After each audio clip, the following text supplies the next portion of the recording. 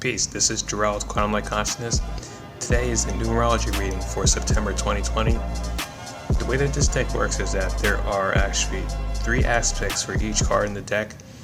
There's a inhibited form for each number, which is more of a more passive form for each number. There's a exaggerated form for each number, which is more of a more dominant form for each number. And there's a solution-based form for each number, which is more of a more balanced form for each number. I went ahead and pulled one card per week for September here, and we have the 5 here for the first week of September, exaggerated. Okay, now what this 5 is showing is somebody who's breaking free from a situation that may be holding them back, that may be limiting them, that may be not allowing them to expand into their true potential, and they're doing so destructively. What they're doing is they may be cutting somebody off, they may be telling people off, they may be burning bridges. These are the things that you kind of want to watch out for, especially in full moon energy. You don't want to blow up and go trigger happy on people around you just because they may be unconscious or because they may be crowding your space a little bit. Yes, it is important to get out into nature and expand your own energy field and reharmonize and balance yourself. However, you want to do so in a balanced manner. You want to do so where it suits you and you do it healthily, and you can actually get into your own creative energy and exhibit that in a productive manner. Okay, you don't want to like leave your house in an argument and then run in the woods. Okay, you kind of you want to plan out days where you go after work or you go before the sun rises, as the sun rises, and you're getting in that natural sun, that oxygen, that healthy electricity from the soil, and that grounding energy from the trees and the birds singing, and your energy flowing in the correct manner. In effect, don't shy away from conflict. All right, if there's things that you have to handle at home, or if there's things that you have to actually have to face or look at, then make sure that you do those. You have those uncomfortable conversations. You expand yourself in your own comfort zone, and you make sure that you're looking at the shadow of the things that are around you, because you don't want things to boil over and end up where they explode and you're going out on a limb and your social relationships are harmed or worse, destroyed because you aren't handling your energy. Okay, right now 2020, it's basically like we're all in an underwater volcano. All right, that's basically what it feels like for the energy, especially on full moons. It just gets worse with the moon.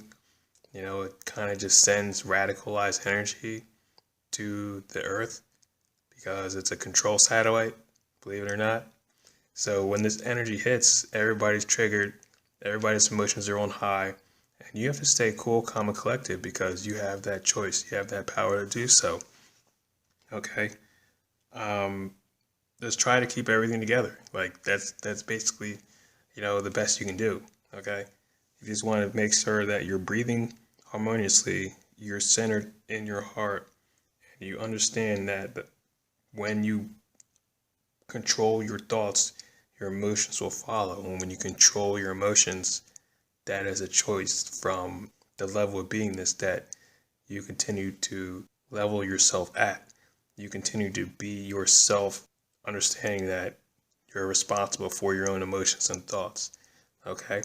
Because in the second week of September, what we have here is a 7 in inhibition. Okay? It looks like after this full moon goes over, passes, we kind of have an energy here where it's like you're just cruising along and you're staying in your lane and you're trying not to upset anybody else around you. Okay? It kind of looks like from the first week had explosive energy, and now you're cooling off, and you need to recollect and collect your pieces and put yourself back together. Not that you're falling apart, just reassembling and taking inventory and understanding that it's a time to heal, it's a time to be to yourself, it's a time to go inward, and it's a time to learn more about who you are and the parameters of your own emotional field. Okay, so good things to do for this week is listening to music, going on walks, doing painting or drawing, making sure that you're comfortable with yourself, and that just because people may be acting strange or they may be outwardly focused to generate some type of ego validation, that you don't fall into their dynamic. And just because you decide to stay to yourself, you don't feel guilty about it, okay? You don't have to be fearful that you're going to lose anybody, all right? It's kind of like understanding that you are self-sufficient in your own energy, in your own emotional field, because you are you for who you are, all right? And you are enough, all right? Moving forward and thinking about where you're going in the future is something that is good for this week to do. All right, plan out your path, do the things that you need to be doing every day, take those steps every single day to make sure you get closer to where you want to go, okay? Because you need people around you, and you don't want to piss anybody off or get out the act and start hacking away at your connections or disrupting your relationships with somebody who may be valuable to you in the future, okay? Because you never know when you may need somebody. You never know what you had with somebody until they are not there anymore, okay? So it's basically like, be you, except be in your own humility enough to control your own space and take up your entire lane peacefully. Because in week 3, we have the 9 in exaggeration, okay? Now, the 9 here is showing, now 9 here is basically showing you in your center, in your power, blowing out all limitations, all right? We have a radiant spiral that goes up and out in all directions, okay? That's basically a sun, okay? You're shining, you're feeling good, you're in your own power, you're in your own phase conjugation is what I like to call it, where you are totally blissed out, you're feeling good, you're feeling happy, and you have your emotions in check and you have your thoughts in check. You're doing the things that you need to be doing, and you're doing it harmoniously, which is the goal, okay? Because you need relationships, you need individuals to work with to get you to where you want to go, all right? The limits are endless because you are a creator being, and with the power that's within you, you are able to manifest what you desire based off of your belief system. Is very, very interesting what a person can do when they literally believe that they're allowed to do it or they can do it. Okay, it's like why, it's like why wouldn't you get on a BMX bike and take a jump? All right, it's because you probably don't believe you can do it. But it's like if you pass a jump every day riding your bike, and then you're like, okay, well, I go down a hill, and that hill is just about as fast as how fast I'd be going if I were to go up and off a jump. Then why don't I just take a jump?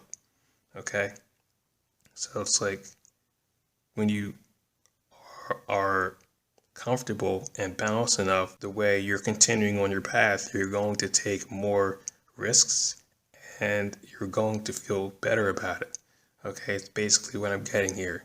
All right, so do you, be you, continue on because you're doing great. Okay, for the 4th week of September here, we have the 1 in exaggeration. Okay, now it's basically showing a person in the center drawing energy to themselves. Okay, these are chains, these are other people's hooks and attachments, and it looks like you're staying there by your choice, being locked down, whether it's from the people around you, which almost definitely is, and it's by your discernment. Okay, now this isn't a bad thing. All right, we've all been there. We've all felt like there's individuals who take more than we give every time we hang out with them. All I'm saying is that you should limit time with the individuals who are not as value giving as you are. All right. Now, I'm not saying that you should blow up relationships or that you should pop off and explode and leave in a fury of anger and cut ties and burn bridges. Okay. What I'm saying is that you should just take a step back and self-evaluate and protect your energy and stay in your own lane. All right, continue on until you get to this stage again, where you're in your power, you're comfortable, your energy is healthily flowing, you feel good emotionally, your thoughts are clear, and you're focused. All right, because you don't want to be locked down. You don't want to be, in your room, sad, laying on the bed, listening to music or watching Netflix. All right, you kind of want to, live your life and be focused and in your purpose, and you want to feel powerful and in your creative energy. Okay, and you can't do that while things are grabbing onto, pulling energy from you because you're too nice to say no, or you're too nice to limit your time, or you don't want to make people mad because you're going to feel guilty if you say something else than they want. Okay, so just do the things that are valuable for you and put yourself first. You need to actually love yourself more than you love anybody else.